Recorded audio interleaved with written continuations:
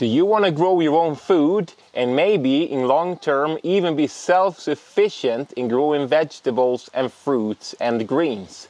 Well, that's actually our goal too. And here I'd like to share 5 tips on how you can make that happen. Step number 1 is to make your own compost. I don't think that you could be self-sufficient really if you do not have a compost. You need that in your garden. That is actually the gold for gardening, is to have your own compost. The first step I will show you looks like this. This is our homemade compost that we made like 10 days ago, and this will actually be what we will be using in the garden. Making your own compost is really not that difficult, but there are a few things to think of. So you got to be sure that you master making compost and you know how to do it and how not to do it. So you have to put some time into research, and you have to gather the resources around your garden to make a good and hot compost, because you need a compost that is more or less weed free. Otherwise you will have big trouble when growing vegetables if you will throw around thousands of weed seeds everywhere.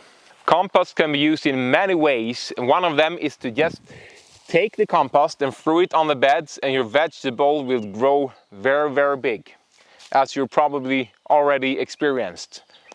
When you're bringing up plants, you can't just put them out in the open beds directly, because you have to put them in small pots and bigger pots and maybe even bigger pots before the weather allows you to plant them out.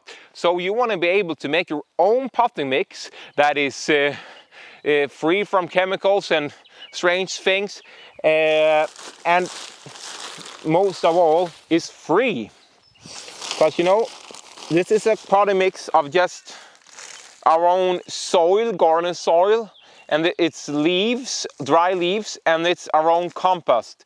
It makes a great potting soil. So there's another way to use the compost. Number 2 is economy. Now, I don't have a degree in economics, but I am economical, and that has really helped me to grow a lot of food, because you know, growing vegetables and fruit can be one of the most expensive hobbies there is. And just putting hundreds of dollars into growing a few cucumbers and a few tomatoes, it's just no fun. I want everything to be free if I can. So I will use everything. I have some old trees that I just, you know, I had to take down in the garden.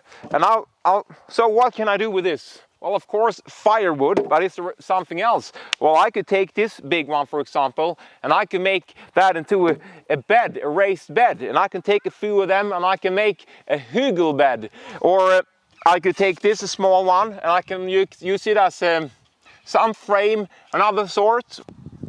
I've got bark from the trees that I took down.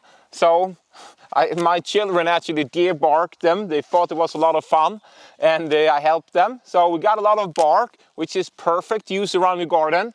And we made our own wood chips, you know, more or less for free. We just had to hire a machine for $100, and we got like 10 cubic meter of wood chips.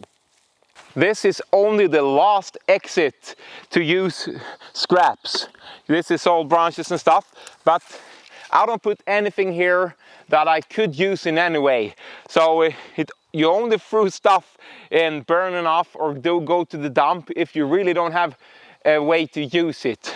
Like, you know, thorn bushes, old thorn bushes. You know, I don't want to make wood chips of that, because if I walk in it barefoot, well, it won't be a very nice experience. So, you know, sometimes you have to light a fire and get rid of things, or you have to go to the dump, but avoid it as much as you can, because it can come to use in some way. Number 3, water. I've got a 150 liter barrel here, and it takes me no effort to collect water. And you know, water is really expensive, honestly, and it takes a lot of time to water, but it takes me 2 seconds to put down this, and a few more to just go over my blackberry bush. And if I have it in handy, I will water 10 times more than if I will have to put on the tap and I get the hose. You know, you probably just won't do it because it takes too much time and it really does cost you money. But if you have water barrels placed around your garden, you will water more and you will save a lot of money.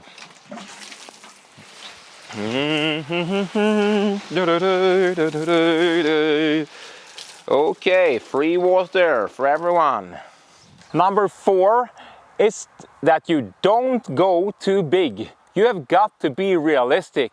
Now, this land we planted a few months ago, this bed here, it's a no-dig bed of about 20 square meters or 200 square feet.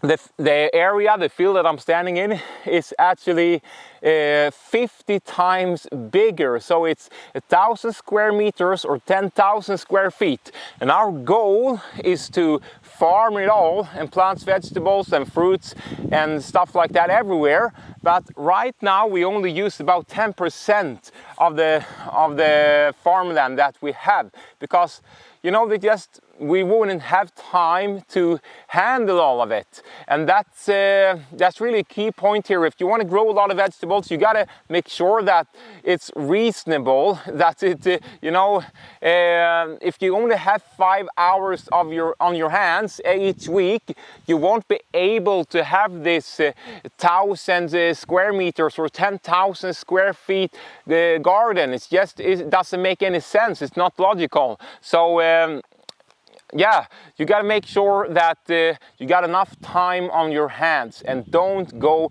too big. This is what we like it to look like, a weed-free area that we can handle, and that is healthy soil, and that will grow a ton of food.